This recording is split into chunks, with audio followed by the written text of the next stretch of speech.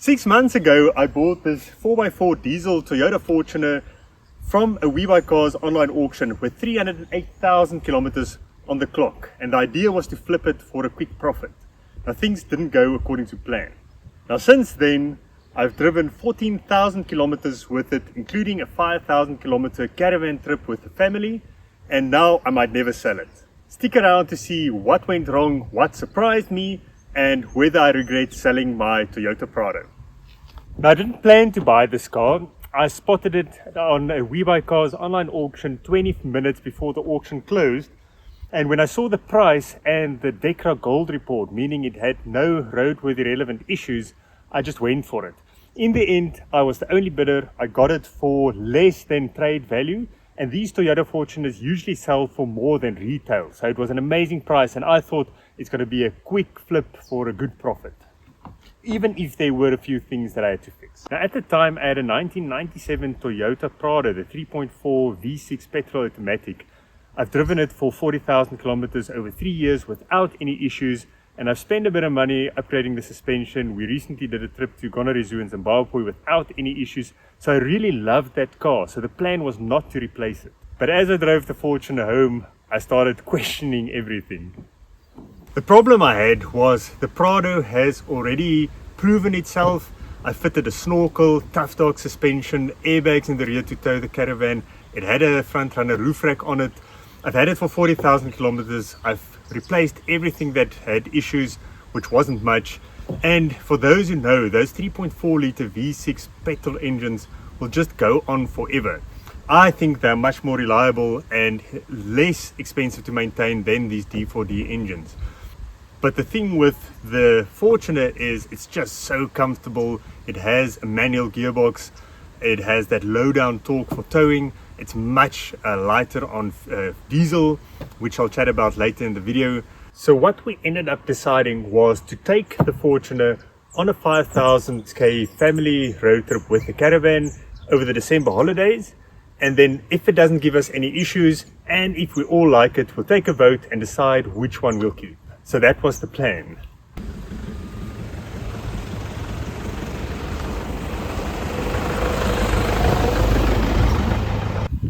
We left on our big caravan trip only a month after buying this Fortuner.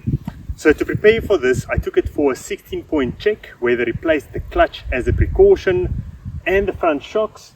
I also had EconoLift air suspension fitted in the back to level for when you are towing. And I replaced the coolant because the coolant that was in there wasn't coolant, it was muddy water. So with all of that done, we set off on our trip, and 200 kilometers in, disaster struck. I was stopping at a filling station and I had the sweet smell of coolant coming through the air vents. And after I got my coffee, I walked back to the car, and sure as a waterfall was dripping down the front of the radiator. So I thought that was the end of our trip. In the end, I topped it off. It was about 100 milliliters of coolant. So I decided to take it easy and just keep my eye on the temperature.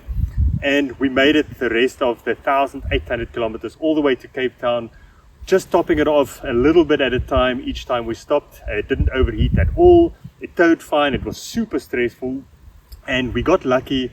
The garage in Kleinmond managed to fit us in. It was super busy there, but they replaced the water pump. While everything was apart, they also replaced the timing belt again, which was replaced 10,000 kilometers before.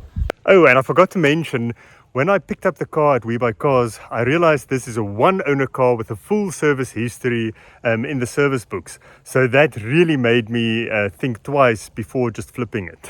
The rest of the trip just went perfectly well. This car really tows amazingly well compared to the Prado. I mean, the Prado was fine, but this just has so much more low-down torque. It's very relaxed. You can keep your speed on the uphills in fourth gear. It's very quiet inside. It's comfortable. And it is much lighter on diesel than the petrol Prado.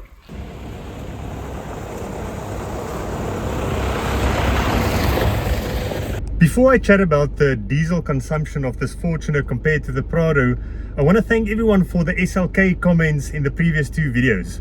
So if you want me to buy a Mercedes SLK for the channel, please comment SLK below so I can't chicken out. And then also comment how many sunglasses I've worn up to this point. And yes, these are 3D glasses from the movies. So let's chat fuel consumption. The Prado is a 3.4 litre V6 petrol automatic.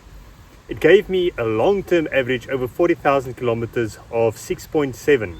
And that's more or less what you can expect in any conditions, between 6 and 7 kilometers per litre. While towing, maybe it goes down to 5.5. I rarely go over 100 to 110 kilometers per hour for safety, but mostly between 6 and 7. With the Fortuner, it makes a bigger difference whether you tow or not tow and the speed you drive. So over the 14,000 kilometers, the average was 8.6, but half of that was towing the caravan. Now when you tow, I also keep the speed at 100, 110 in fourth gear, and that gave me about 7.8 to 8 kilometers per liter, which I don't think is bad at all. It's much better than the Prado, and I probably saved about 7 to 8,000 rand on our 5,000 kilometer Cape Town road trip with the caravan in December. In town, I maybe get about 9 to 10 kilometers per liter, and on the open road between 10 and 12. Again, depending on the speed. Even at 120 kilometers per hour, the revs falls down to close to 2,200 RPM in fifth gear. So then it really gives you a good mileage, maybe 11 to 11.5. So that was one of the biggest considerations when deciding to sell the Prado and keep the Fortuner. So all cars have their problems, and there's always something to be paranoid about, especially me. And with the Prado, there wasn't one specific thing. Maybe the lower ball joints that could fail, which is really a catastrophic failure. It's happened to my brother twice, the Safari expert. You can go and check out his channel. And if you just Google it on the internet, you'll see lots of Prados with their nose in the ground with lower ball joints that failed. Now mine had original Toyota replacements shortly before I bought it, so I wasn't really worried about it. But with the Fortuner, the one thing that is always in the back of my mind with 322,000 kilometers on the clock is the injectors. Now I had the TechStream diagnostics on here, and the readings are fine. All the feedback values are below 1.5 plus or minus, which is way within the spec, but the engine load is at 28% and the injector volume is 15, which are both very high according to what I read on the internet. Now I went to Toyota, the mechanic there said it's totally fine. They never even look at that.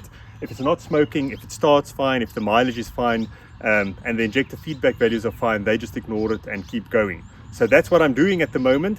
I will have it checked out in the near future, because I will always worried about a melted or cracked piston as a result of overfueling injectors or a spray pattern that's gone wrong. So that's something I'll check out in the future, and I'll make a video on it. But let me know what you think about original injectors on a 322,000 kilometer diesel D-4D.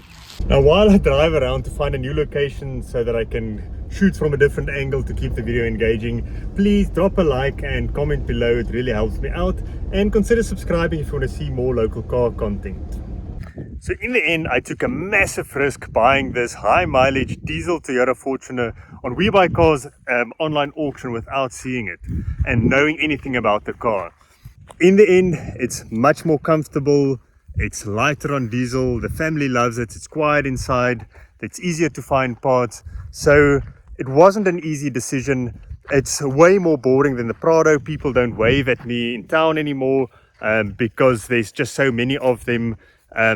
But overall, I just feel it was a great decision. So let me know what you think, whether you think the Prado would have been a better choice in the long term or the Fortuner. Obviously, there's another thing that I didn't mention. The Fortuners get stolen more often. I had a red Prado. No one would steal that heavy fuel guzzling red Prado with the dark windows. So that's definitely a consideration. Anyways, let me know what you would have done, and then stick around for next week. I'll chat about the hidden costs when buying at WeBuyCars, especially if you finance a car. Thank you for watching, and I'll see you next time.